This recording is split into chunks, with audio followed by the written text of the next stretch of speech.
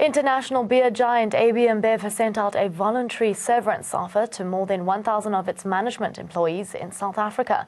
Reports say this comes 10 weeks after SAB Miller shareholders gave the go-ahead for the merger. A memo was issued on December the 12th with a January the 20th deadline. The deadline has apparently been extended. During the merger talks, Ab InBev made a commitment to government and the competition authorities to maintain the number of employees in SAB Miller's South African operations for 5 years after the date of the merger. The voluntary severance offer has been made available only to mid-level employees and above. Ab InBev earlier announced plans to cut 5,500 jobs from the global workforce in a bid to secure the $1.4 billion of annual savings it promised investors. Reports say the speedy action in South Africa is in keeping with the aggressive management style and cost-cutting focus of the Brazilian team that drives Ab InBev. Well, as COSAT, we actually did warn that this was going to happen earlier on. We made it very clear to government that they should really be more thoughtful before allowing this merger to happen. The history of Ab InBev actually pointed to that, to say every time they acquire or they merge with another company, it always results in job losses.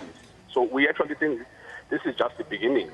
Going forward, we are going to see more of this happening. And also, this is a reminder that not every investment is good for the country. So we have been saying that we are doing everything to attract foreign direct investment.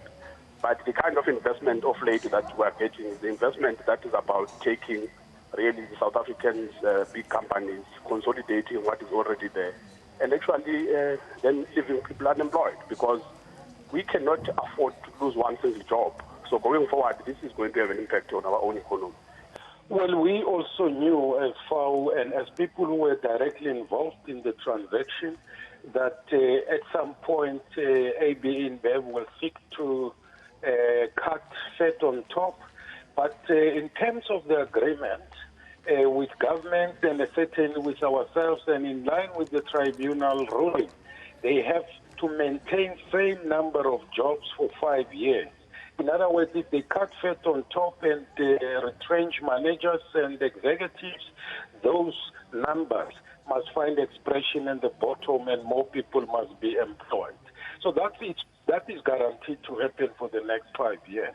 What may be difficult is that after 5 years, we're going to see them now beginning to cut the bones on the bottom because they are now renowned, if not notorious, for being cutthroat, cost-cutting operators as Ab InBev.